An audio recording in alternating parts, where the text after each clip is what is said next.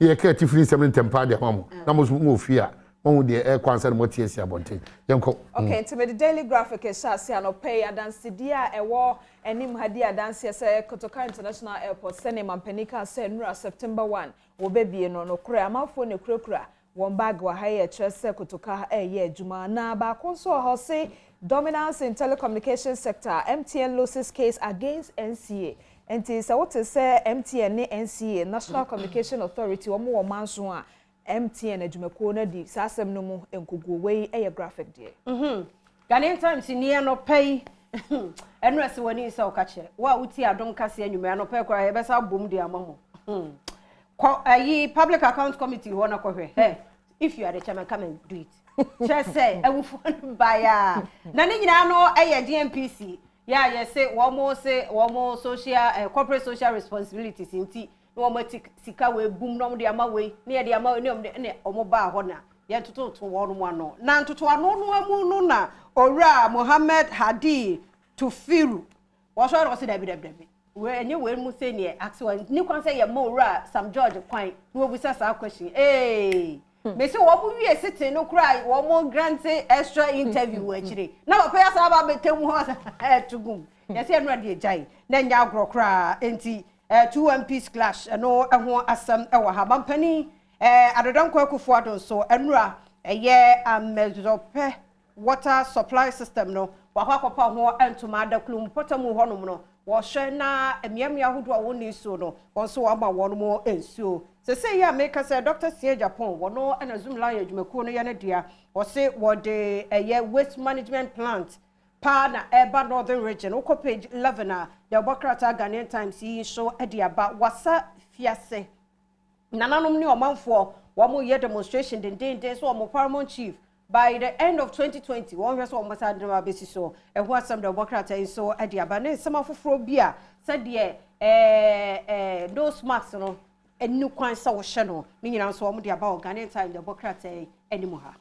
The Chronicle made it to us no pay Chronicle de Ora Haruna Idrisu Edom dodo awomra sebedwam wonkendi for nifo ni da ha na o say NDC cooked a Japadel in 2011 na ba konso ha say a Japadel stinks we will cancel it Haruna and the kasasim my here stinks okay and now 11.5 million euro water system for 183 voter communities na mampani eye ho adwumade ama momo a ewo from Mantam na Chronicle or say Luke 12 verse 2 nothing is covered up that will not be revealed or hidden that will not be known ti bi e be kata su bia no e beba ebrepem no e ho beda ho fire asem ne fanante ne ene won kwa mawie aba fa akwa so ana office ye ho make akra ye ko fa William Mike ene William na Mike birthday ene Mike birthday na san ene ni fo no sina fo ma ache pa ho omo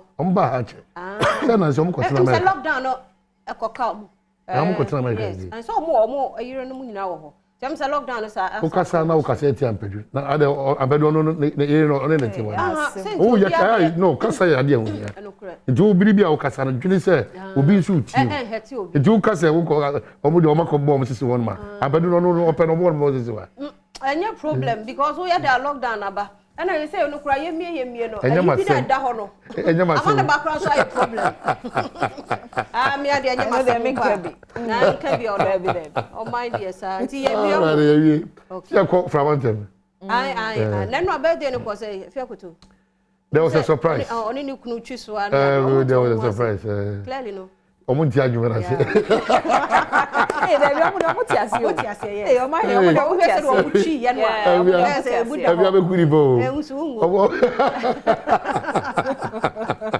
IT belated wife and a happy birthday nkoma William Mike nyame on shout dey do so no yadom kase ne mo hya no so me se ya support ne na somafo band ne nyina no mo ha ti do pesa o tie nhunu free wo mo ho no ma me cha Diamond be bro ye kwaba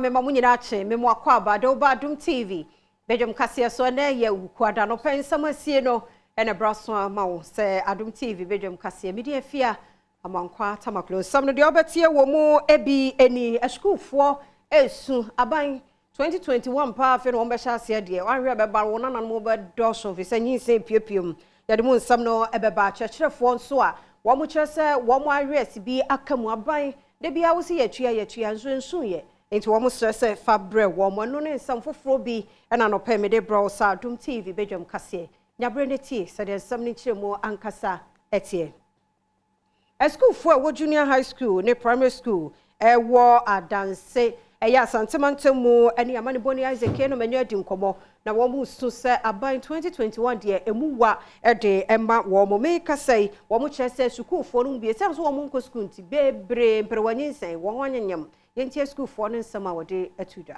am pe vi se ye betna afie no mehum me nam fofo bebre na mfekuboni omobo yin mehum menu omonyam how get in the house I am free sanke was school mu ankadama nko obi ani abrusia na ade ena me yare abehanta ewem nti ama wonyina abetna fi acha I am baby every say tife nko ya adusia so ti ye sanso di yoko fom ko tu banche ne sanso twene ye segu abubu ye mu bafie beton e ba sanso a ya du san no be ko from kwenti ha ye pa ye be se sanso ko school bi so there adi na how if you say we see ade ofi na edise na we see no so a chance of better classroom no dabi ni na ye penti ni na eboa we say san kam ko school nkam ma me meton ade ni ko school e ha me kan if you say me nyo bia ma ne me kire ma de ofi ade na oton meton abi me nya books nsia ade ana me so meton ade nso ansa na me de adidi se kamiko school ya kemenya ska ada to aduane adi nso sie me nya ska me beto aduane se meton ade ansa me nya ska ada to aduane adi enema be na oton to nso yesua no joy learning by kamiko school dia kano ne be better since mesua no joy learning ti ase a se me teacher ni face to face na wode ma me nya santi ase no ano na ma school ni enko ne ha me yanto so wa school for hawa wodi tu dwane yanko timantem mo wonde anyamper wanyinsen na amane mo so nemom yade wo mo do anye kuma just wo mo chese wo ti wo kura ne aba be fro yanko afum eno na eku wo mo tinka be ya aban no ensan fro wo mo nko school enkosu ade akoye se ni gwafo dia yo fi sanu yensian ye koton ade ba ya bre na ya kwa ebi musu ye kakra na ye kitabu kunu kwa na ye ja se embro na yo fi na ya ofo no omu ye efuma duma ye fi aduma ye bre ndi se ye se aban se o ma embro school na ye ntimi be sua de every day I normally help my mom and all I need to get back to school because I'm in the house. I don't have even time to learn on my own. Sometimes I face some challenges. I don't learn on my own. If I'm learning on my own, I don't. Yemfri ngumasiya mu ne yamongra yensam foforo mu na womanfo a womote tara pa ekokuma wo Savlungu ye northern region ho na womo sram kronkre ene aban se teachers bungalow na womo wo no nyame anim ni enya de se ejina yie enya kra ntimpanifo mra na womesiesie ma wo mansiesie kra nsuo bi kra gem sesi a ebetimi adwerego yamane bone Iliasu Dabre ene mpanifo yi ekasai the state of our school and then our teachers' quarters. What we just have to say is that several effort has been made, but the fact is that we are not realizing it. Because several letters has been written by the assemblyman and that of the leadership of the community. A lot of effort has been made by the assemblyman just to reach out to, the leaders. But looking at how, even take a look at that particular junior high, and I think comparing it to this particular head teachers' quarters, I think we can just say everything is the same. So we are just appealing whenever they employ a teacher here, due to the state of the quarters, that particular teacher will finally decide to either stay in Tamale and become here or just take a transfer. And it's a very big headache to we the people of this particular Tarpa, because before you can be like Nana Akufo-Addo yesterday, who is a president today, at least you also have to go through education. So the fact of the matter is that we are just appealing to everybody, every listener of this particular program, every listener of this particular TV station. At least they should try as much as possible and see how they can do in order to help us.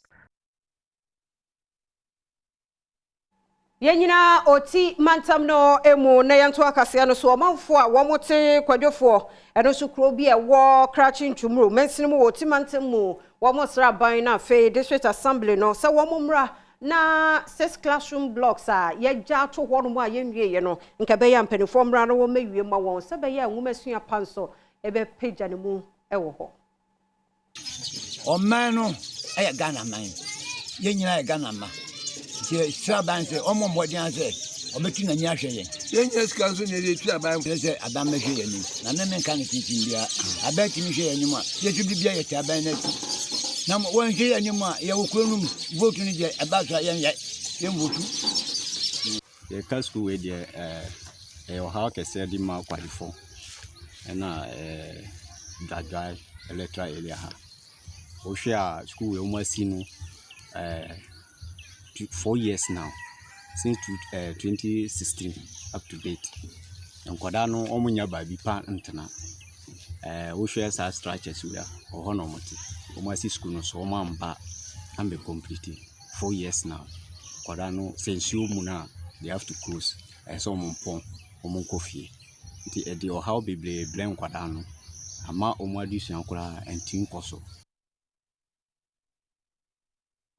Osofo ya wo share roads and highways so ra kwasi amwakwatan so de atudwa kiremo se na wotwe nan e da yanimu 826 akwan ahodo bi a wono ebeye ewo ho mantam no emu na ban no wasinkete se amantam bi ya no emfaso bi a obi enya na wo se obi anso enya bi etitiu ene akwan ehun nsem Adom TV toa ensem no eso.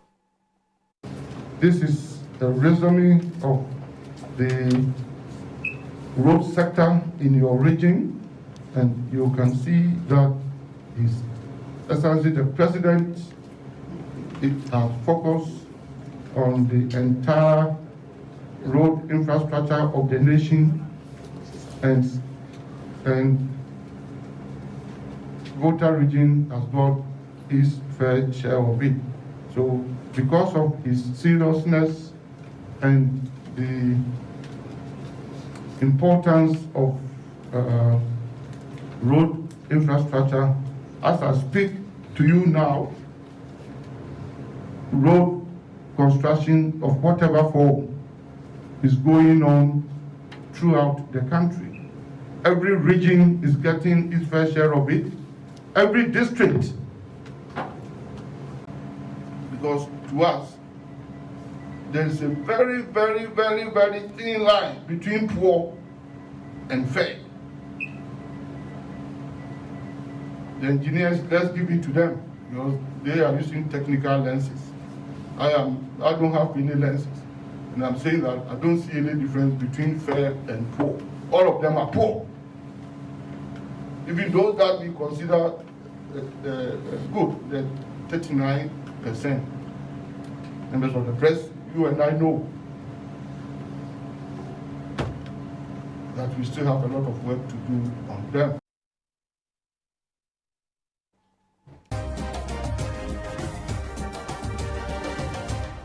Yentintom ewo Ghana enkomo mu dia Ghana Football Association no at the 26th SA Ordinary Congress meeting in term so Ghana Massacre Center of Excellence Pampram and a such media can see it means to Jawanra Congress in Nyasem kuma cry or sana Chinese koye Congress ni part to do it means ko pi mono e approve se fisa abre kodie eye ura aditini Ket Edwin Simon Okreku FA President Fufo omo hwese na nema Asia koso na bosum ya ketua na sala wanse se de man no enko 12,000 Ghana cedis a month na se hwema enkan sika dada no 120 million ana pape ebetian saje na be di chiri ebeje be 7,000 afi o mo ekeka hono okọ executive council no so akache a members no enso ebetian asaje 40 edi abom ho e wosana Chinese ko sancheche mu no eno so eni a GFA Congress echenchenche ye todwa e wo prampram no ene na nya agrokra omanfo omo donko no ekohia mu ho a omo bo dwadata trotro adwene se na be ya ye bo ho nsem na ato ape no asan gina ne na so na nsem bebre na begu apono so a empanifo abobo ho na de dimu akote ne sika tibrekese edema GF no bagye abusumi bia afei nso executive council no den na moje edi akofie empenifo de batu dwa na mo kire se owura ne dia de ket okraku busumu bia no wabagye sika botene 12,000 cedis ene edi ahye na taaso a na bedi akire makado nso abagye 7,000 cedis afei omanfo omote executive council no so no nso nipa ba ko bia abagye 4,000 cedis a afei omudada nhye mu sika obi abagye no nso abaye 1,600 cedis ndi saa sika yi ene mpenifo ko hia ya omugye tu mu a yehwe ne mu se busumi bia owura ket okraku ene executive council no omagye saa sika yi na omde akofie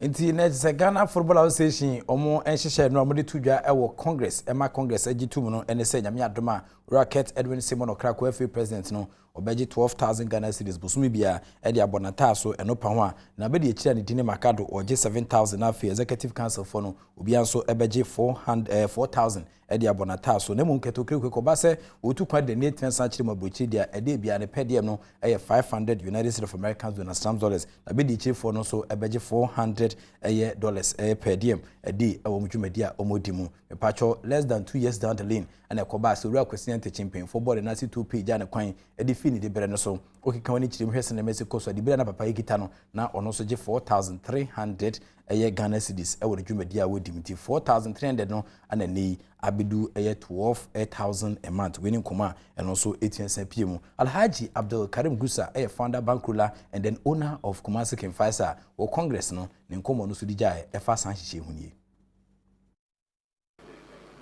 and edoso pa as I say a pa from ye nyina ye no mu nyina na football no omunim what is in football nti me suggest say salary kura beba yen 1,000 yeah untimi yeni nti me sikanu edoso me ka say 1,000 yeah this is the first time me ti say yetua so me beda we no mu ase this is the first time minimum say yetua salary for the ESCO members. Maybe this is my first time. Enti mumianka na yen embra form. Se 1,000 na America allow yetua transport ana muntua transport general. Se yetua transport na ya sa tua salary edoso. Na ya sa tua allowance edoso. Say including you are at the night na yemhwe say ye betua at the ye nyina ye mu ye adwuma ama football mu ye adwuma ama mu hu enti sada ne no de edonso mu nko to figures na mu support na salamu alaikum Inti Alhaji Abdul Karim Gusa Kimfaisa Bankula na atene kan se wo Congress floor no odi tudwa se 12,000 Ghana cedis a yede emati brekesa woda Ghana Football Association ano no sika no esolodo twamere bo ba medical ka kire da se former president of the Ghana Football Association Kwesi Ante ne penso no na woje 4,300 Ghana cedis eno pa ho a omsaje S Gracia ne yema utin kwan yedi ja kwan kura mra 4 years no term ne tia saba da wie no na eno 15,000 United States of American dollars ana obetia je edi abo ataso dwumadi amudi no the mobile Ghana had ya uhesena setan city about 80% of players is here kan Ghana ha no womo eg less than 500 Ghana cedis as salary ewo omo clubs enti amanfo ogidi pass main actors no any footballers enti kebehwa empemfo hwe na ye ignite passion equity wealth no enko players ni mobutum sense womo a etesoro no ana eko mobutum Uru Frederick Mo crowds of folk for omo MD ono so Congress na se no ne nkomo a odija ni. One of the most important things that we looked at was what are the roles that these people, the president, is going to perform for us. Right. We as a committee were not looking at how much we were going to pay him. We were looking at what benefit we were going to get from him. So it's a cost-benefit analysis. And I believe, and Congress approved it, that the decisions that we made and the methodology that we used was the right one, because you don't pay people because they are there. You pay them because of the role that they are going to perform. But more importantly, when you're paying them, it has to be in context, inside what other people are getting in a similar role. But finally, we also looked at what was the impact to the budget. Nti Ura Frederick Moore across the folk for MD and attending cancer or didn't come ejano. Womo and a 3-member committee no on the dano on the transfer mo a design strategy ya ebitua salaries no the Amagana Football Association president no nti Jumadia omudie no and na or defend Ukuma Frederick Moore no air across the folk for Omendi and afi Delali Sanaya and also Owen Talis na fi Samsonetti and also a financial consultant na for sign lecture kanwa womo the transfer na omu designer san hyehyɛ sonkua enra congress abo de tinko je penny sampa fisa bere kodie FA president 12,000 Ghana cedis de mana ne kwamu anu no ba hye no soma mesenansen a na kodoko nso pa chief executive officer so meboa ema adwuma no enkoye emfama kodoko na ne nkomode abagina ne se Ghana football mu de club ye ne ho so sen kodoko even Kumasi asane kodoko bubu no kra san so sen GFA no ene nti ukọ ha nkra ene yensa kan echese western ne ma esie koso pa nso de akoto ne penfo anim so no so beji 60,000 Ghana cedis ewo ne dwumadi a odim sem penfo betua na so muntua no emere ne nkrabia ene no so etuansa beto dwantiampa se kodoko si ukra eje 60,000 Ghana cedis dia na FA tibrekese no eje 12,000 dia na enye out of place we ni nkoma amanfo bi nso eguso elbo achi but executive committee member Dr. Randi Abi enso de ne komojan ewo congress na se. Because of COVID, we've not been able to congregate like this to deal with pertinent issues affecting our industry. And so it's a big opportunity. I've seen a lot of friends who I've not seen in a long while. And so for me, it's positive. The attendance, very, very, very impressive. The deliberations, top-notch quality. The decisions taken, I believe, will move the game forward. So very impressed, very happy, very, very excited about today. The Dr. Randy Abbey and Atene can say deliberations near top-notch quality. Nelson Comom to Hono, just a utum say Finibia, any home, Adjuni, any Yansan Kwan womb, and nay, one more atoto or marketium befua, one more Edebeshe Abuama Ghana football, at 10 Tumpon, Utim Sampa, we a campaign promiser, or my for Fele, is not so Wiganite passion, now feels so omacrity wealth. Na boa amanyama etia kwe football mu be de but obi so tie kire ebisa se ene omune etia mu se zikawi na se koba se mo kope sponsorship na se mo kwa ban ho utia mu se zikawi a na wasan kwa ban ho se kope moa we ni nkomo bi a manfo nso didi wase se omonwene ho be se mprensa na ombe hu bibia omo enya ne ntem but ni na no congress ajatum dida Kurt Edwin Simon Okraku our FA president the latest the newest the freshest on the continent no na no kweseda na sorry for Anglican achimotahye so man citations se papa yi obo adwuma bruta ene nti okokọ omabako simhwesen ne Mexico so nra congress no ne nkoma ode tu dwane se members no omonhwe anim se kwa bias no omba reject nkoma enya nika efa Ghana football na afi ne papa nko ano ana omonka emfa Ghana football. It is also good to say that despite the hard work that's being put up by most of us, there are still a few of us who do not think about this family. There are still a few of us who perhaps only think about their individual selves. There are still a few of us who do not think about the total good of our industry.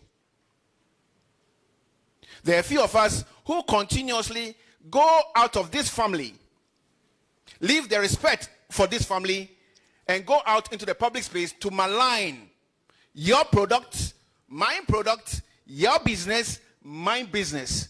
We must reject this as a family. If I go to corporate Ghana on daily basis, if I go to this man here on daily basis, preaching Ghana football, and yet some of us, just a few of us, continuously damage the image of the product we tend to love, that will bring us money, that will bring our kids money, we must say no.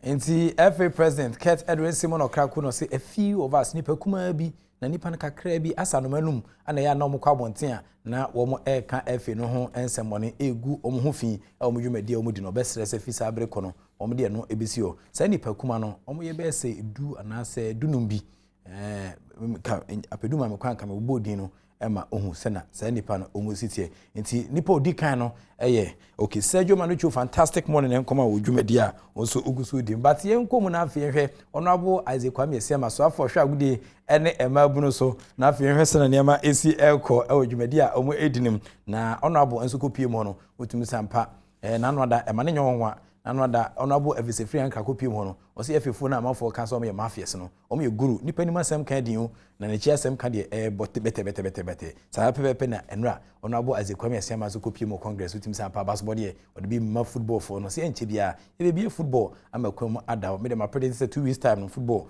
on be bia ma training asase ne ho koniaba ama bibia nso atia san koso nti Honorable enso Congress okoye no ne nkomoni praise singing testimony and the coin. My special appeal to the minister is that if you all believe as critical stakeholders, as decision makers, as people who call the shots in football, as people who are hugely placed to ensure that football develops, please, these 3 key words should guide all of us. The sanctity, the integrity, and the image of football should be protected at all times at any platform that you find yourself. It's key. When you damage the brand, it affects you. It is critical. The branding of football is your job, it's my job. We need to make the game more attractive so that we can get the kind of investment that we need, the support from corporate Ghana that we need. So I urge all of you to be guided by these 3 key principles. As a Kwame Esiama, the sanctity, the integrity of Ghana Football Association must be protected. And on Koma or the Kuja, hoping to 2 penny for our executive committee. Upon so no be sorry 2 chairman, just a 20% area, and Yasan Ketua Crani and say honorable, and come or the buy and run a deal to Sampa, a union, and Okoto Edema Ghana Football Association for. But also come be honorable Chair Sampa, and Chibia Ghana man penny, and the Ghana buying almost a name second bias on the property. Come on, now football. Ye be kwana to Musimuto Wino, and ye summon you and ye. Kuna pa eno madi ngita ho you na you know Ghana football say we are seeing the atwe so the two man say abaye nhye papa say we are really can go the to supporters mobile na here pa won kan here say football supporters and come on gonna need it and the end say the we are makan ama football sababu maybe on effort say you put in place all the necessary protocols and we observe come and to many FFO not to an more you do the so enchepia say man football will come back and in any actually game to any other maybe show me some penny ka kasafa and say say show me say man penny means say enchepia say pa say to come na ban we to come football na sababu na Ghana football na any asaji na da agona say bi na any jomo so da sa develop ni yi me ho to some of us say aban say de kese pa ni say aban we provide interventions say go ma to na de akonadu what I say juma kese so we provide the enabling environment sports infrastructure ama juma akonadu.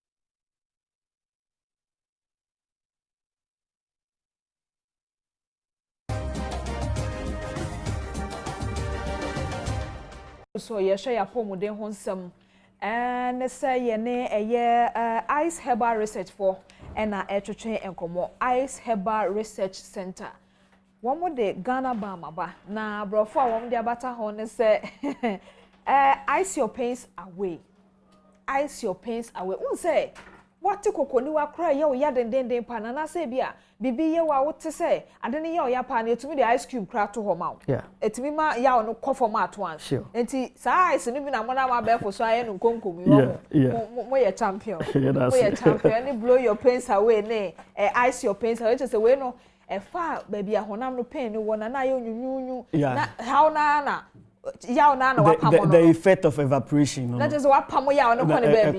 The number ye no bia honam ye ne ya. Edukumi mpacho ebeboa anope no wo complain pa. Obia honam ye ne ya. Eti we do dem so obia dro. Enkola so ka ho. Obia nipa uye nipa nko ade. Wo hia Ghana bam. Ene na busuan champa de age number yi na eja so ahu pe bi wo fie ne ntumi emwa o 0541265328 0541265328 and 0248242222 two na etwa to no eye 9 shede so 0248242222 and now 0244727028 0244727028 sa number si fatu baby papa because honam yaw de enya te se ba ku ya baka se ye wo mo ye wo debi wo bia honam ye ne ya so ho enti na che se ne we mo brofo no kra na ekum yo ice your pain away it will ice everything away.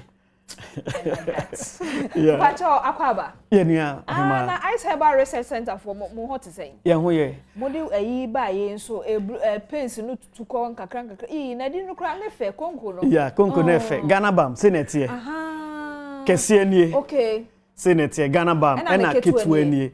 We no kese no we 5 na eden ekum. Okay. Ba price no ewo form. Okay. We price no ewo ana we so de ewo ho. Aha na we 5 na ko we mu.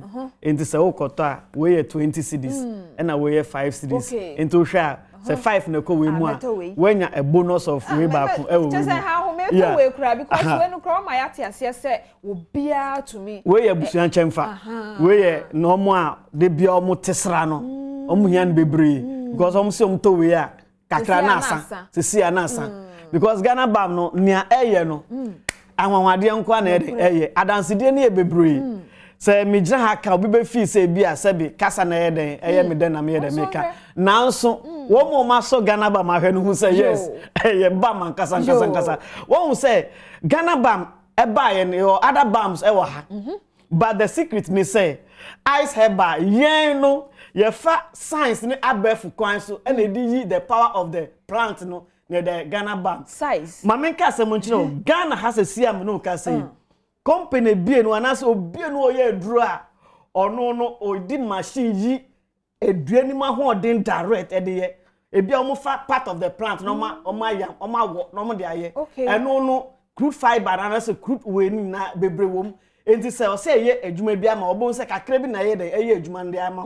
Enti na kadi na aye chaff. O de say ba we no Ice Herbal ye de abefu fidie eyi the power of the plant, the power of the herb no ene de bam no enti ahode wo nue nim nyina no direct no e wo bam ni mu wow e bianko wastage e bianko into waste dodo a e ka ni padua na e beboa no eno na mode aye sure it's a Ghana Bam camp be bia ye wo ye bia na e ko enti amanfo dia dance anya dance keto akwa na amanfo ye de enti enti ye de ye na say like say you fan say bam we adwuma as spiritual and physical. Wow. Yes, because we share plant with say Xanthozalium xanthozoloides. Boy, eno ye de here. Xanthozalium xanthozoloides a tropical plant. Okay. A plant we unya no be Africa akra West Africa happen obenya Senegal, Mali, Ghana, Nigeria. Okay. Hana obede ubenya se plant eni be bia a plant obo ade boma nipa dasa.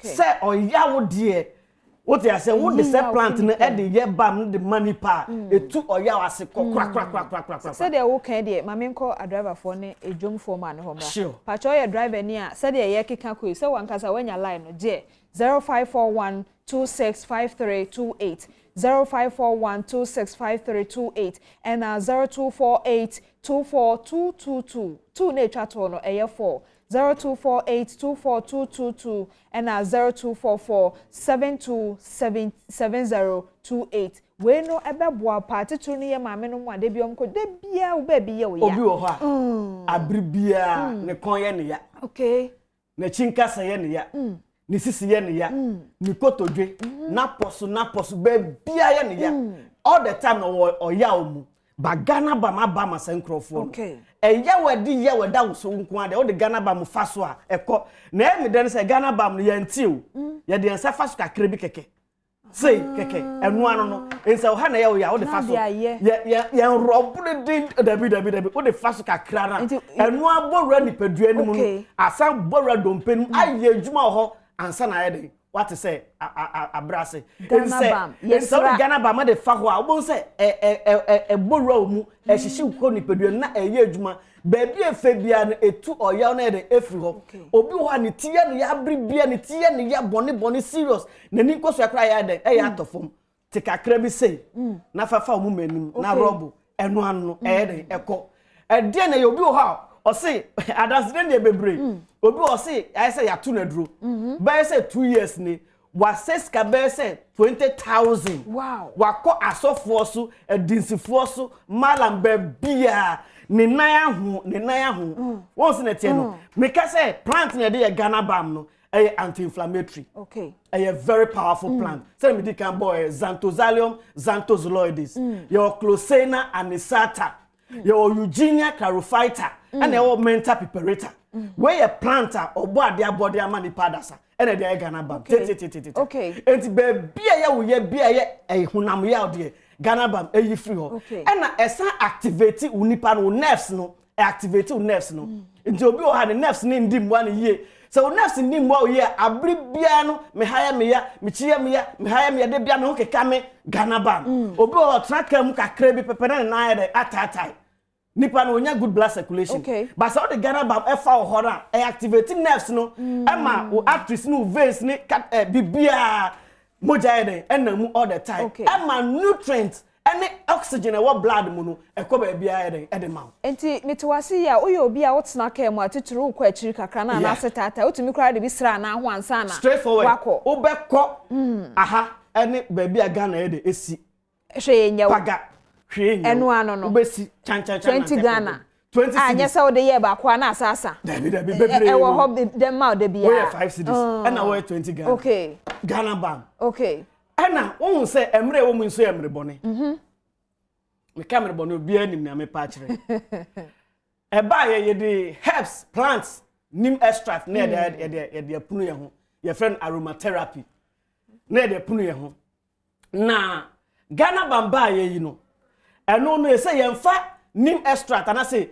nkanodua ana say nim tree ye ntwitwa biem emfa anu ase ye de punu ye ho wonu ansuo be say half bucket. Now the teaspoon at Ghana Bam e dia tu. Now the punu ho. Wan ka say the punu ho ba hit na. Nso no hit Ghana Bam dey pagya di ruwa mu no. Ade bi e hye wo minimum bia na kata like feel like una also bo wa e be go straight forward. Ghana Bam ne ye ne de e buru adwene ntiase.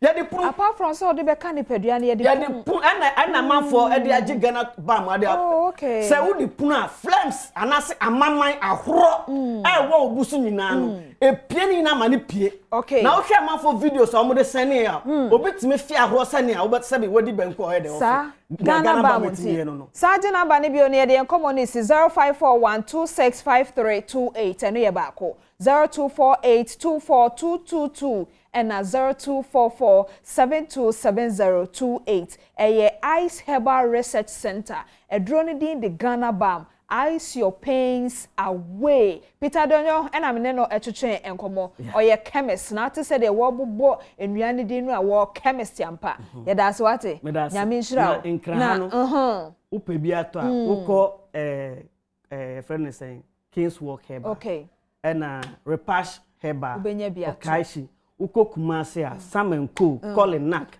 Adia Pharmacy Kumasi Obuasi bebia drugstore pharmacy shop bia Nsabeka Ghana Bam we prenya din a owure be fi Ghana Bam medase woto amfaso ne bebre enti mentwe ma ye mebisa drugstore se na nkase meni bi medase na kotu bi na to asempeti a number ne ye de ama o bebia benya bi nso na mini abe ma Peter nso acheche no ntimpa che ye dase ya mesha ebusia hana me de nkomo twetwe no esi na fe nso masoso ama oman hene kwabna sante ene na bedwafo atena se de mpensempensemu Ghana empontio ne nkanko enkomo twetwe no e de abro medin de ma me kira dan mo na no pay me mo ache edase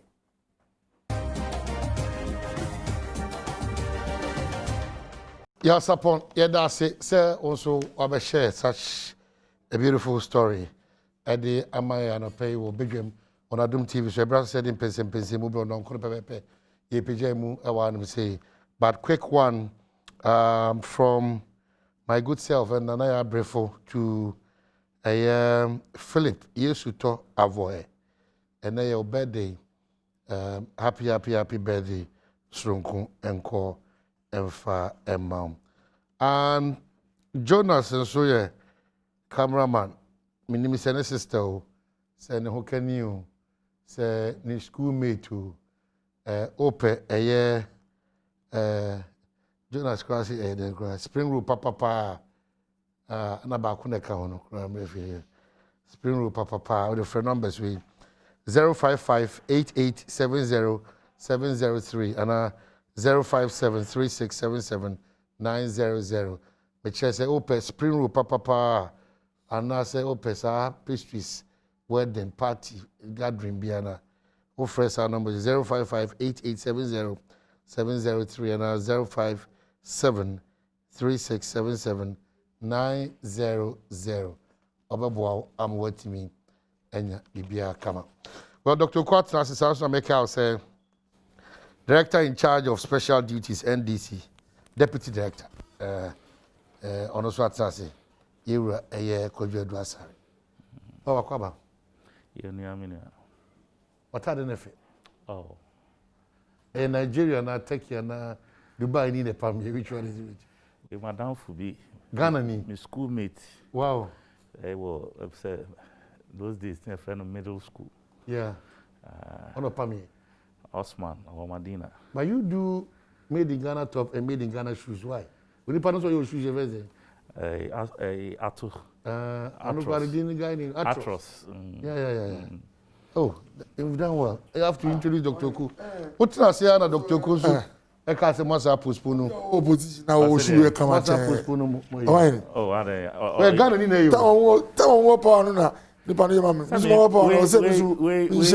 you made in Ghana? Ghana ni ono from Titina. By Ghana dia o hwa come. Ne born so da from Boko. Atros. Who say aba was you by obi say no. What we qualify crown na 1D1F. We your man no a friend saying yes. A support no the BA ni company ni. Yes, I am shop. But abai we bet my no factory through 1D1F. Okay. No sir, or approach here. I am home in now. Or approach here. in the future. Everything is in the future. Because 4 months to election. We see to afford Nick Casa. Casa Pekukra ko jibi. Now should come and say on buy. Yeah. You do moment who Atros and to them say Atros. Moment who ofi share nyene. Hello, unim say buy unim say we wait. Yeah, government spokesperson. I mean buano. Why? Yeah, buani pa na ye come. Dr. Kosma, what in Nabu sounds? Nabu sounds. Tell me yourself you are no train. Kranika say Nabu sounds out there. Oh, we to read the Bob bass, Bob treble, Bob tenor. Dev jam if you are no train. Sky House. We say what to me the one no Bob trumpet. Nabu sounds. What the Bob trumpet, what the Bob gun. A BB one no better. Not very big one. Okay. What postpone? For one catch up. Dr. The manifest. What 21st. Oh. I don't mean the to okay. Postponement no one or twice because manya intelligence or person postpone you. Intina bomb. When your intelligence is free. No, but you confirm. No, maybe some intelligence from where? What you want now be so much die. Postponement one and not twice.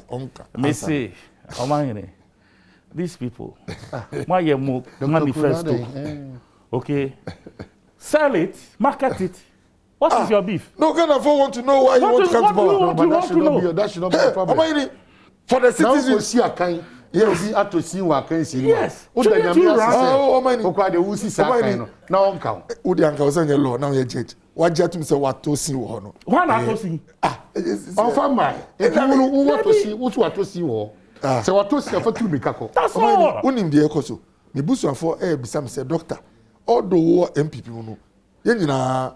But say who the NDC person on here. Who be say who say in the last 1 week or 2 since this manifesto. Yeah. Who be say Ghana for say what are the 5 key programs of this manifesto? Who be say producers, cameramen, none of them can give you 5. Me NDC ni amete ha right now. Okada. Met me am more than 5. Okada. That's one. TVET ka ho.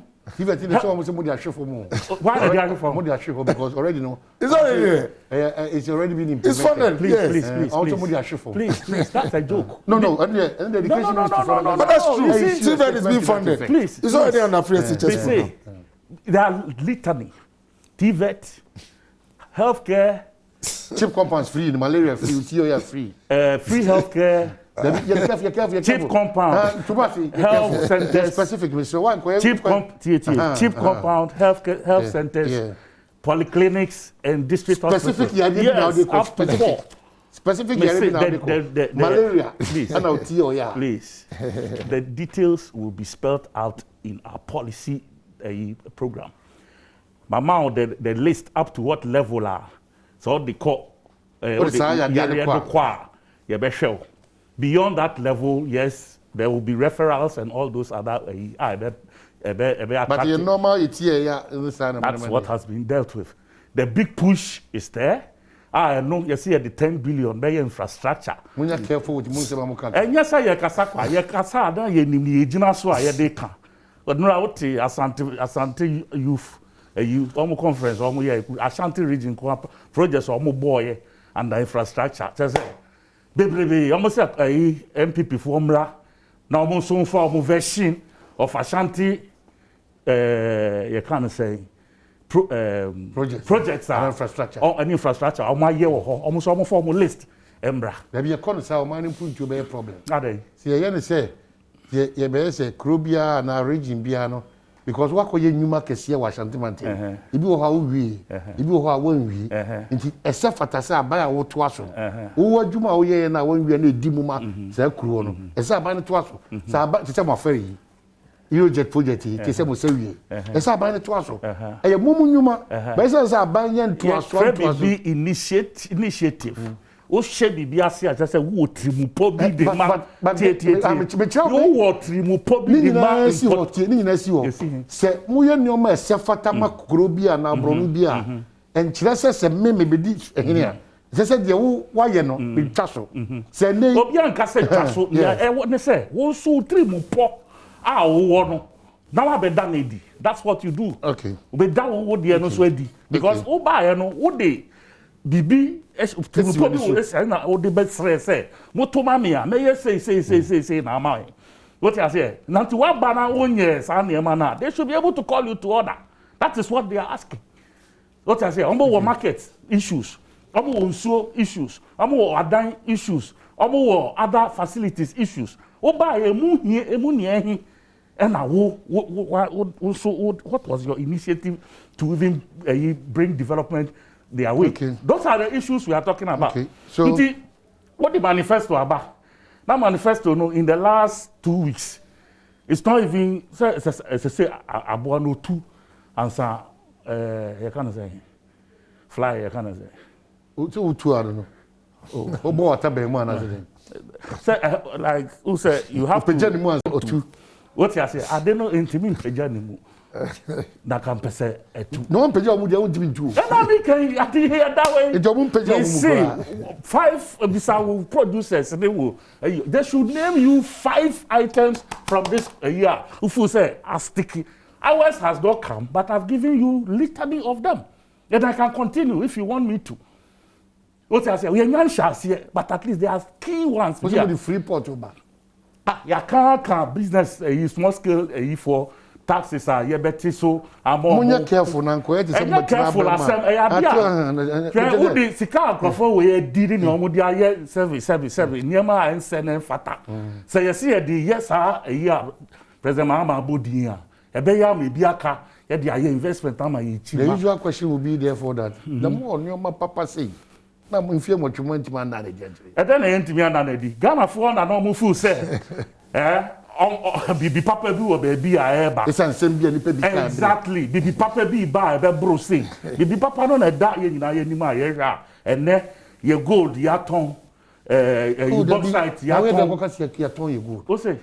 Where the Cassia tongue? Now, Japan, and we won't. Now, then I was your tongue, you go. Your tongue, a former member of parliament, a presidential staffer, a great politician, yes, a business tycoon. Yes, Obi baby our Obi baby our when it ya gidi say patapa kron we. So I did down 9 months kakra. No be say Saturday we Mrs. Sadi na ko dis capricorn. Ade wo ye busu apan na ye de. Na so kan hihye no. Hihye ben Ghana dia.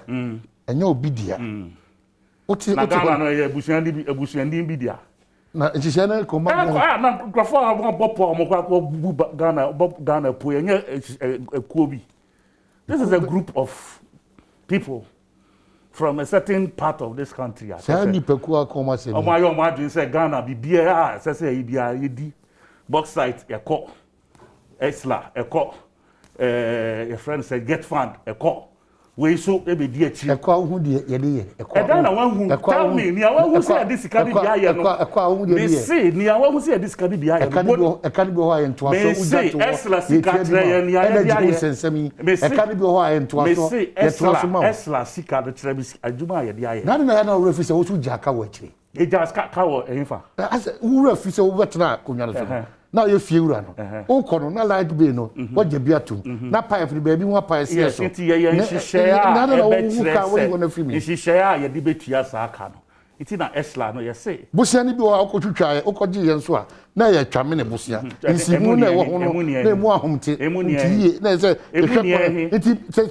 ma wo nyina me ba so wo ye fiewura na se wo gya wachi na se uja ni ye no uka papa ne nko na uyi o mera ye no nsinto ni film uja bosia ojaka etu homa but o hwe e car said na me ya adom na president mama be ye ba ban mu 27 January e car president Kufuado be ja to Ghana so no e bi si Ghana ha be bi ada okay mate mesa ba so but the Caribbean nim say postponement abem.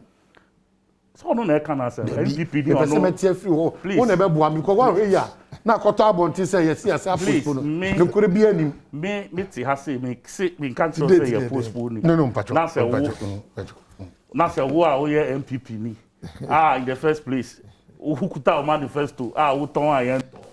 Na wo ja e no ton chen na ba be come manifesto me nya launch in one sem. It's your beef. Me way and me person me twitwim. Okay. Because for as long as we haven't even put out our manifesto, it should inure to your benefit so you can market yours. Because I hear the bar, nobody will want to do anything with yours. What I say? Okay. Because that's why everybody seems to be waiting. Because they are not bar. So they can't even discuss it. Bible. Message near 5 pair was out here with my okay. Na say me say Cape Coast. And they the airport but now nya we. Me say 5. I feel school for so student loan hun some guarantor some no. So you see a traffic dualization. Ewo Kaswa Central region kwa no. So you say no so ka ho. Unu say na nsu no nhihye ba ko mo sa de ba. And so mo sa peja infrastructure mu. E ma sa interchanges no. Na ade no ade o mo kra tem na me ka kire wu. Ujidi. O se unyi ni no different from there. Dr. Ko ha obeto ko no. No, waka for. Hospitals ahodo nso a mo so mo be sisi ni na no. E ka ho. So what is it? Mo asa o ka say, "Kana ya discuss say school for guarantor say me ya twa fi say no kure ne say o mo bitu sa na mo na. Yan ye di adanse aba school for bi no. Enei eguso twe abo so. They are discussing say aban betima to sa na mo no say obi ankoye adansefo ansa no akoje school for sika nketenkete omo gina ni so ade hunu papa yegusu twi dare ya dance no den na ko gina yegusu twi dare yegusu twi dare say Cape Coast no omo so omo deport ko no ebi si da bi enye papa ebi si ane papa ebi nim kra akodu say Ghana region ni sin nyina no ehu behia say nke ade wi mhyen bia ebe ko san komo no egusu ayedi ene omo hu se yaresa bia omo se moye bi esi nto da so ya yaresa bia mu omo tremu die ni ma sa de omo so die bia be den abeka ho nti nkomno do so ka so akwan o so mba dualization o mo de ho nhihye ato but matese oh ya the government spokesperson official from Gaza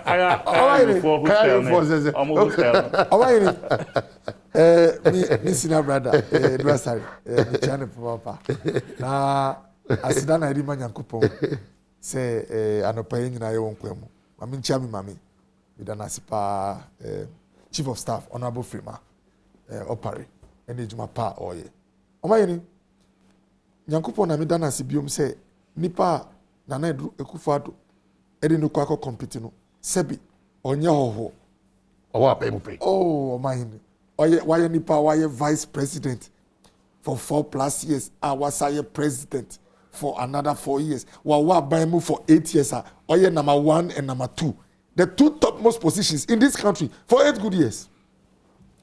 Immediately, I was abamu for 8 years. I would be our abamu for 3.5 years. Echo competition. Only bibi. Enyamu kasa na microphone show. Yeshe muni ye. Die waye da. Eni die obi ye ne. Na uni ye kasa che o kasa. Enche ena ba kusi me ba enwasa kwarabi ya oko secondary school. Whether it is vocational, technical, or the conventional or the normal SS. There's no way you should pay fees. But I could say, train, yes, see the answer. Now, one of the ministers said, you may wait 20-something years and send a free education. But I could say, you buy a bit my year. Omayeni, Nyankupo Adaruma, Ene Jumadin, and I Kasai. In Korom, you know, I'm at that level. Fees being paid by government. Yet, just a PT, Tarena, P, physical education. Physical education. Oh, yes. Or even to that level. Now, nipa na okita to me was here free hweniye emboano to me free ni nsem no osi mema o TV at free when I catch say butaye a odi ye no say ewo e na odwen to me the best time to show say e nipa no ho na odwen na nya to me a wope time a okita to me osi buaye na my free education ene osi be ma free na obi a wakasa da say adi enya papa aya na so be ye no hina na catch say wunti na odwen to me no pay.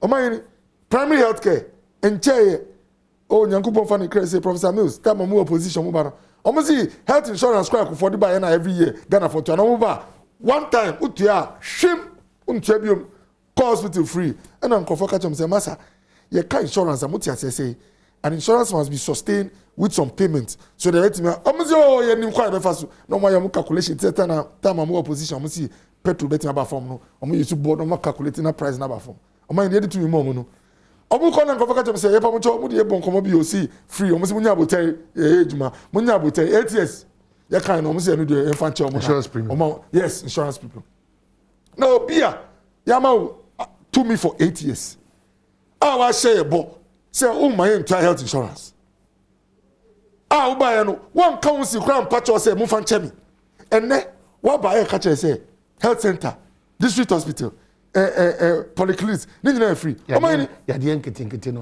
Malaria. Malaria. Primary health care. I say basic education. Only say complicated malaria. Akwara wo ho a otiminya malaria. Say complicated otimi da ICU for 1 to 2 weeks. Malaria. Yes, complicated malaria. Yeah, our friend basic no. E for complication ba. Etimi jiwu sika no resources. Even Sebi we call fiber operation. Now, the point I want to make is that just like Tibet, and yet kasa because Uganda no, omo free say Obra omo dwun President Mama de yiji to me. Na de me dani say Ghana ni otie no. Sebi o brofo baka say joy mo na mo ka o ye discerning.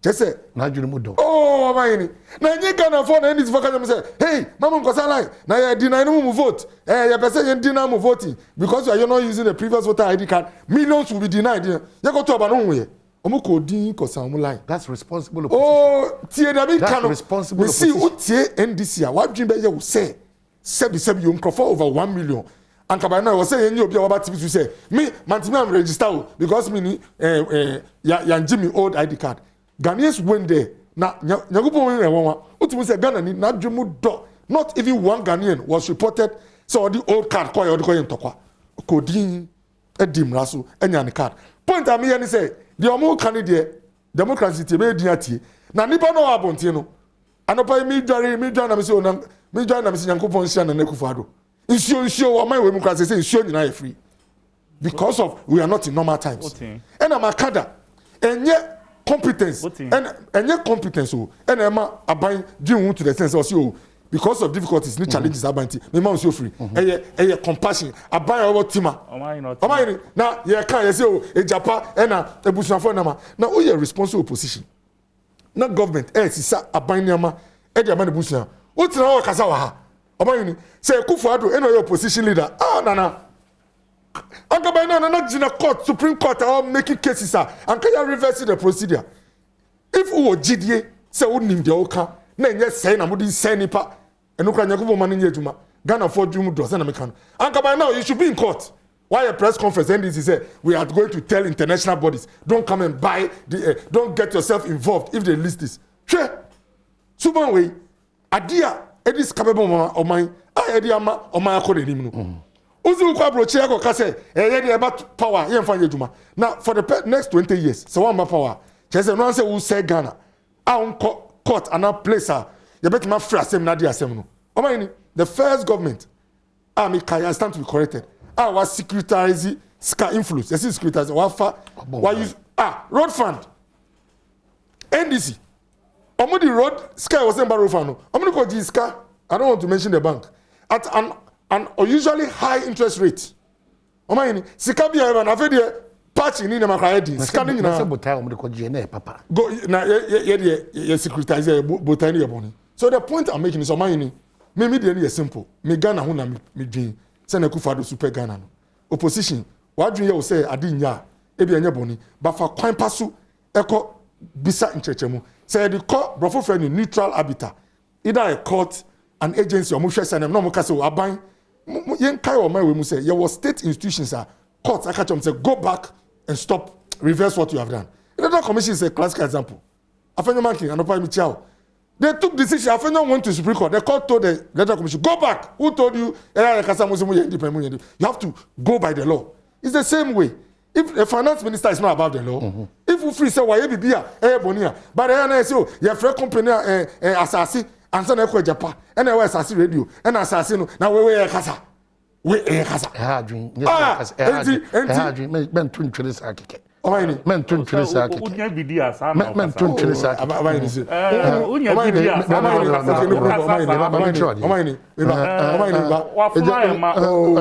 me yan conclude sa ye be conclude c'est ça c'est Aruba oh c'est Aruba fatina me kasi atre yo c'est Aruba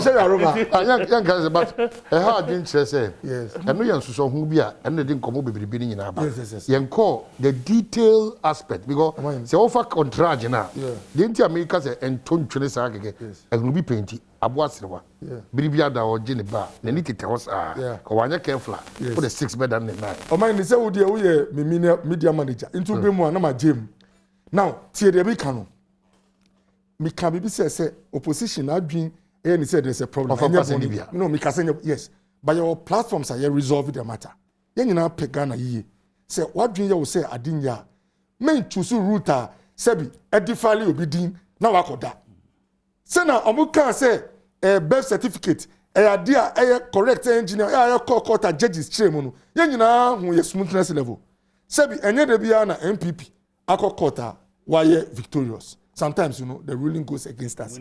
Sana ye di si. Oh, please, but you know that. But you know. And I took about time, no. They don't do it. Which means that. What are you suggesting? Simple answer. Say you see ye manifesto. When I made conclude now, and then be it takes a lot of thinking. A lot of organization. Just I say it takes competence as well. Everybody say na who afia bemu. Utrefie ye de kita the machinery of state. Anopa ye sorry ye adwuma nema. Sebi wo de sebi o Ghana force ji wa humi. All the time at your disposal. For 3.5+ years manifesto obe launch. opposition member there una also would to me anka by now odi wo there would to me ideas no up and them so the Ghana for say oh nkofo mo serious what now sama nipa okita to me na o ye adwuma no ono the manifesto aba ama wo there na also be launch no o see here man 7 more days now if putting a manifesto together you need postponement. You need to be shown some. Oh, Nyabuche. I beg you. You need to be shown some. Then I'll be a man. Now, only a man. Please. Person in family say. But check 2016. I think the NPP. No, I don't. This is peripheral. I don't want to discuss this thing. There behind a record. You're peripheral. There is 2016. NPP say October. It was some few months to go. I don't want to know. You see, we are peripheral. I don't want to dwell on this. Just back offer 150. Back offer 150 as well. You come. Say me mama me say one me offer. If you am on neighbor, but the she be go $150. You want me to? Amani. You want me to? Amani. Mama ma only enra de see here. Only de see enra. And then KLM flight we back Ghana. Now a flight special flights now ever before the opening of the airport. Omo yen share that. In share no mo yen here. We are that hotel for 2 weeks. Every passenger on the flight had paid for 2 weeks of hotel bills. If even you are taking even about $50 for a hotel bill, you are talking about close to $800 or $900 for the 2 weeks. Everyone had paid to come here. Now, some of them had a negative PCR, although not any requirement idea to her. I feel idea about only some airport, no. About 6 passengers said because they have a negative PCR test, although they are all exempted from the testing idea tour, and they are supposed to go to a hotel for 2 weeks, which is our arrangement before this one. They are offered to pay the $150, 6 passengers, to get a test so that they can go home. You know why? If you want to cost 2 weeks, he's a businessman of just sleeping in a hotel and watching TV. Okay. Sikano sebi abnormal. So point I'm here and say, Mumfan Chemi, I'll use the word fair price. As a Ghanaian and sebi, as me because I'm a socialist, but be a me dream or more money. Me yan crank and can test me $2 and not $3. Money patch what I say. Yeah. It should be the lowest. That's my position. But here you are, where you have 2 requirements. There are 2 things we need in any solutions provider. The first one is on my tester, the sensitivity is 100%. Say besides you don't see absolute. So infant is 99%. Sensitivity I say obi ba no virus now. Enko yes say nipa no be fam I want to pick virus. Rapid test, rapid yeah. Be bring cover be there say yen starting use no. And no sensitivity is from 6% to about 60% depending on the type. Yes. Oh, but they were all tested by FDA no Gucci. In Ghana here, somewhere 6%. So it is a Europe complaints say some of the rapid tests will say no. So the testing that is happening at the airport now is not an antibody or rapid test. It's an antigen test. You see antigen now. They identify the virus. The virus more efficient. No, in fact, it is more reliable, like you are saying. Obikoye antibody tester. The only thing it tells you is that Nippon wanya virus nida. But time our airport, you can't even tell whether I have virus. You see, when you are cost to BBA, you must explain what the build-up of that cost is. Okay. Number 2, whom are you charging this to? What you say? Why more and target to pay that amount? What is the capacity of such persons in paying that amount? Because, Master, we are talking about a pandemic that people have suffered out of. A man for you must say, a man for the opportunity to continue to work. Yatiti almost salaries so. And we are aware, these are our own compatriots who speak to us every day if we are broche. So, it is a koko targeti sabi obronibia. Oba Ghana na onim ni enya ode oba beye wo am obi oba beye ni business bi what you say the businessman's category you cannot compare that same businessman to a regular Ghanaian visitor ebia for some time wakwakoka akwantu omuna wakotuetu ya hotel bills awodo Now, what go through all that? You know, categorization. No flat. Flat. That's what I'm saying. See, for me, I think there should be categories. The thinking behind this whole thing is flawed. What you say? The thinking that went into that determining. So you're suggesting that 150 could be there? Yes. But there are other category of people. Because people, for the past 6 months, people are living in deplorable conditions. I'm out for place because the hotel. They went as a business and I said, hotel, now they had to look for people to purchase with. And then they are coming down to their country and you are slapping them. Some of them, hotel, tickets, crown, are expired. So they had to buy one-way ticket back and all of that. You are not considering all of this and you just flat rate. And you can tell. I'll say other countries are taking bigger or higher amounts. There are others who are also taking lower. You didn't quote them. Do you understand? As low as $30 in Egypt. So you cannot just use the higher yield to create a mark and assume, say, it should be okay. For me, I think that this whole idea must be looked at properly. They should properly categorize the visitors that are coming in. There should be categorization. Yes. Sebi, the quick one is, depending on the tester country, the price can be very cheap. In fact, if we had done antibody testing here, the rapid one, I would not be surprised if we charge even $20 or $25. But the situation now, exactly. Antibody test can let a lot of people with the virus sleep in. We have taken the one that is stringent and very rigid in terms of picking the virus with efficiency. It is a PCR, and that is why we end up paying this amount. But it deserves discussion. Say, Ghana near. Only the Okita Ghana passport. Maybe we can, as a state, we can see how it should be properly looked at. There should be consideration. You don't just have that one size fits all. Okay, so but leadership of service, protecting our progress, transforming Ghana for all. People's Manifesto on the 7th. That is Monday, coming Monday. Yes. When baby you're keeping it to your chest. Oh, yeah, don't worry. For me, I think it should let you people be proud to say. More opposition you see, that is the attraction. That is the attraction. You see, when you have a drab government in place. Now who be who so what I say, there is nothing flying. Okay. Apart from DNA, Anyakusamne and Danfusamne. Manifesto. Deputy Minister that's it. Malaria no dey almost dey free of charge. Na me see. On what advance say your complicated malaria. Oi. Say me cheno. Say kwana wa first name. Malaria mi no. Okada malaria kun obi. Malaria is dangerous. Malaria no. So go find 3x4 malaria. Malaria bia na ewe. What the malaria bia ba ye be hwe. Okay. Even the complicated ye be hwe. The +3 malaria. Malaria kwa ye be hwe. Okay, so Dr. Go Kolebu, yes, what can say moto accidents waba?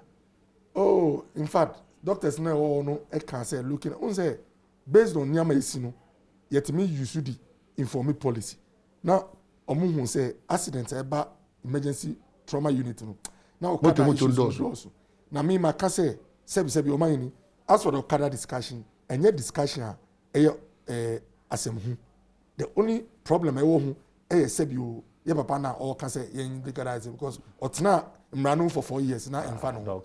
And opposition so 3.5 years emfa no. Na Joshua Labi na kanka meka say omunya butai na oyobroni ofri ngwa nti enti na mama de odi atena che wanya wo hwi enti okada guys na say papa we me ka ya zem na wa yetna everything na me nim yetna ha kakra yi wa bob Muhammadin be 17 times so far 12 and 17 meanwhile ono an president Oboni din ba ko. Who has been sold here? No, you can be sold. You can be sold positively. No, you tell me who has been sold. You can be sold positively.